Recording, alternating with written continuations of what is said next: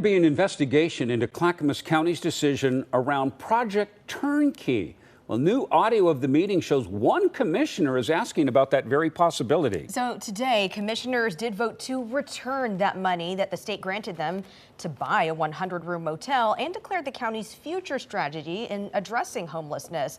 Our Brandon Thompson here has been following this story for weeks now, and I know you're asking tough questions about this in your follow-up. Yeah, this all goes back to how the decision was made to reverse course on Project Turnkey. We want to know who knew about it and when did they know? On March 22nd, Chair Tootie Smith declared an emergency board meeting at the end of a land use hearing. We've obtained audio of a brief but important conversation that happened in between those meetings, and it's not something that you can find on the county's website. The meeting came quickly. I think it's been widely reported. We found out about it that morning. Chair Tootie Smith declared an emergency board meeting on March 22nd, just after a land use hearing. She changed her vote for the county to buy a hotel off of Sunnyside Road near I-205, killing the project. In between the meetings, new context is being revealed. In this video, obtained by KOIN 6, Smith says there was a leak about her vote. It's video you cannot find on the county's website. Where's the governor's at? She pissed. Somebody leaked. Someone say yes. We might have to do an investigation. What did you mean by that?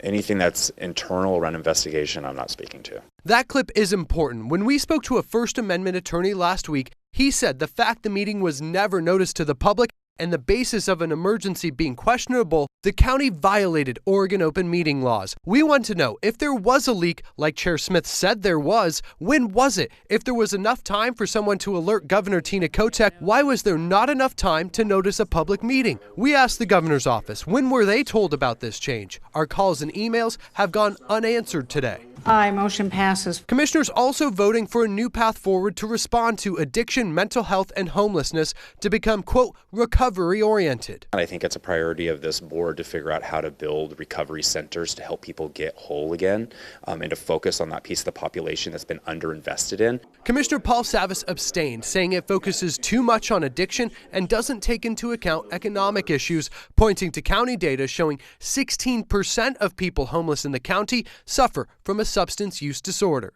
Anybody with eyes can drive anywhere in the metro area and see it's a significant issue. We know that this is a problem. We walk down our streets and we often step over people struggling in despair. Commissioners also voted to return the money the state granted them to buy this hotel. That is a reversal from last week when commissioners voted to hold on to that money in hopes to influence who will eventually buy it. Now, Commissioner Savas said he found that leveraging that money likely wouldn't do what the commissioners were hoping. Brandon, do you think the governor's office will eventually weigh in on this whole emergency meeting controversy? I don't know, but their insight would be very helpful to know when the governor's office found out, who knew about that meeting, and when did they know? I know you'll continue on this story like you always do. Brandon, thank you.